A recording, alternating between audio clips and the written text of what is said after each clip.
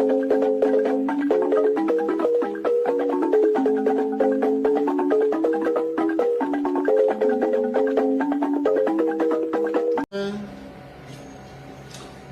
my amazing viewers. Thank you so much for joining me on my program once again. I appreciate you wherever you are joining from. If you have not subscribed to my channel, please kindly subscribe to my channel. Click the notification bell so that you'll be notified each time I upload a video. You will be among the first to receive it. Thank you so much, and remember, for the contract. What Nigeria requires now is leadership.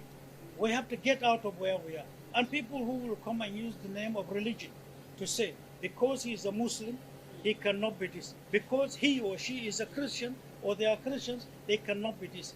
These are ingredients used that killed Nigeria yesterday, that they are also using to kill Nigeria tomorrow. We can't accept that. I'm seated next to you. You are a sister. Amongst you are mothers. We will die protecting you. We will die.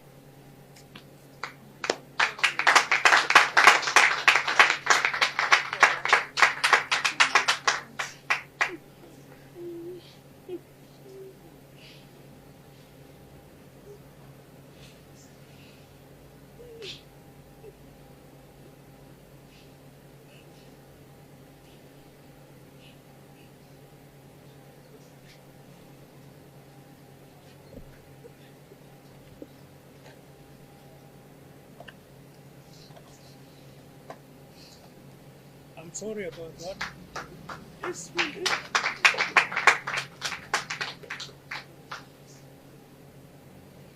We, as a country, have been taken for a ride.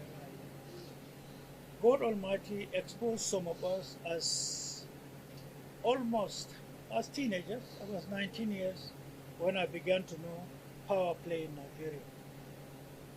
They are only investing in destroying us the more. And people don't understand. There is a book which is kept hidden, and it is called For Deception, by Deception, for the Attainments of Wealth. It's all for Nigeria. It's a guide for some people. Use religion, use tribal sentiments. For some of you who are from the Kaduna State, let's take Kaduna as a test case. Just yesterday I spoke to a clergyman, and I said, do you know the causes of all the killings in Kaduna State? He doesn't know. He said, no, the Fulanis are this and that. No. Unless you do your homework, there are things you wouldn't know. The causes of the problems in Kaduna State are just two mountains. Mountains that God Almighty has created. In these mountains, God has kept resources in it. There is a particular precious stone in those two mountains. Fulanis innocently who have been there from only God knows the generations, whenever they wishes to take it out of it, they pay money to some certain people to go and shoot them overnight. And then they will shoot some neighboring villages. The villages and the Fulanis will give way. Then people will go into the mountains to take these stones, and they take it to the international market. And they are making money. Rhodium is in Kaduna State. As at this week, Monday, rhodium is $471,000 per kilogram. And what do they do with it? Rhodium is scarce on earth. We have it all over in northern Nigeria. We have it in some 6 southern states today. So if you see trouble in Kaduna, trouble in Benue, they are taking lithium and rhodium. But there must be a reason to give it a cover. So we are meant to fight. We are meant to hate ourselves. We are meant to get confused. And some certain elders in Nigeria are part of this international cover. And we give it a different name in newspapers. So to us, for us to be seen to be treated like the worst of all animals, not even human being, of first class, the way we are by God, is extremely painful. We have spent so many years making our researches. I talk on issues. I don't have time to accuse any person. I don't have time. All I do is to be seen to be sorry for those whose greed has beclouded their vision from seeing realities. So all I'm saying is, understand us, subject us to trial, bring other candidates, ask us questions, tell us who we are, give us example, get the hardest questions on earth, put us together, and let's scientifically prove it so that you can enlighten the community, you can enlighten Nigerians. Enough of yesterday's foolishness, enough of rhetorics to say every Nigerian has a prize. When election comes, we'll give him 10 naira. And once we pay, they will get what we want. We'll be on the throne. The moment they are on the throne, stealing and stealing and stealing is all they do. They have nothing to do with the welfare of the people and well-being. Or the whole world has moved forward. We are still dragging. And the fact that we belong to Nigeria and God has given us the knowledge of knowing where we are, who we are, and what we have, and what we can do. Then we sit down out of fear of some people because they are using money and we couldn't do anything. What shall be our name before our Creator? Who are we before our children? The women we are to dignify. We have now decided to become cowards and to hide in one corner. Then who are we? That's the pains with which I'm looking at Nigeria. In our country, the provision for security, I hear from most commentators, begin with the failure of the military. But historically, we know that as from early 1960s, when we gained our independence, the primary role of internal security and intelligence is a matter that has been functionally put to the responsibility of the police. And we had inklings of insecurity then, particularly during the elections, which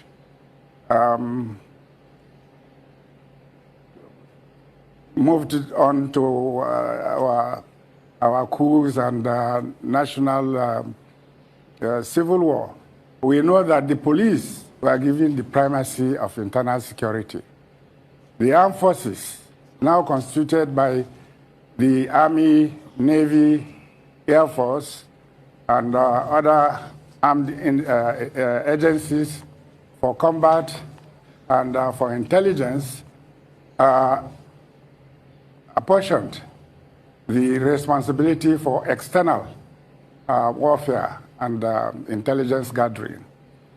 The police have legitimately, as provided by our Constitution and law, hold the responsibility for internal security. And the political leadership have the responsibility for ensuring that this constitutional apportionment and functions are carried out. But today, the situation is so confused that the military seems to be performing the police role, and the police seem to be providing what we used to have as Nigerian police, as well as the local government or native authority police. And the first line of comments or fault finding nowadays, like when we had the jailbreaks, we have had many of them, is to blame or push the responsibility to the army. The army functionally is not given the constitutional responsibility for internal security, internal terrorist fighting, so on and so forth. So we have so dismembered the functionality and responsibility of security such that there is no clear division of responsibility. There is no clear development as to the ability and capacity to be developed. When the problems in 1966 arose, it was the police who had armored vehicles, who had the capacity to deal with internal security, intelligence, and intelligence gathering. The military has always been constitutionally being called to support the government. And in a non-military government, the civilian democratic government must remain in charge and must take responsibility of security performance, security and intelligence gathering, analysis. But it is not the case now. There is no certainty as who is responsible. The army cannot be expected to do contingency plan on how to protect a prison or a correctional center. If there are 27 agencies, as we are told, concerned with security, then there must be a clear foundation from which they derive their power and their functionality, their training, their cooperation, and contingency plan. I think that the situation does not hold any particular arms of the security services for any particular security breach, and they are developing in terms of incapacities to train, perform, and develop contingency plan that is relevant to their own constitutional and legal responsibility. So it's like our buildings are collapsing because those architects and engineers, excuse me, those in the construction industry, they have their plans, but they are not being executed. And in between the process of operation, there is lack of cooperation, there is corruption, there is no checks and balances or supervision. So the security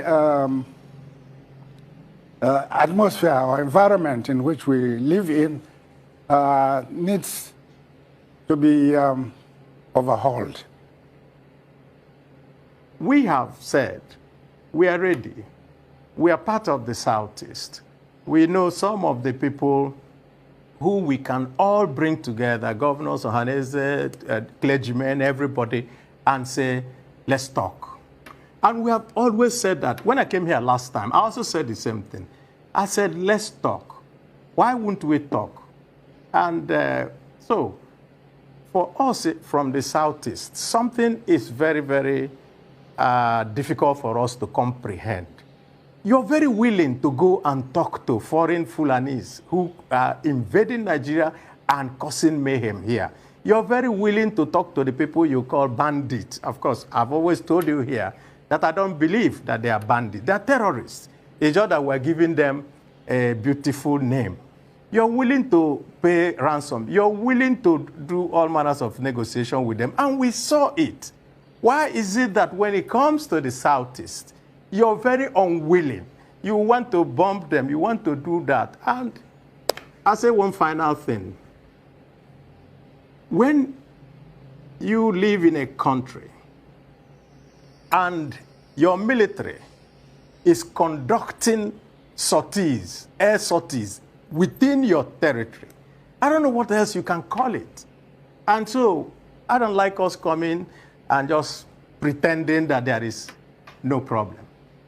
We are in serious problem, and we need to deal with that.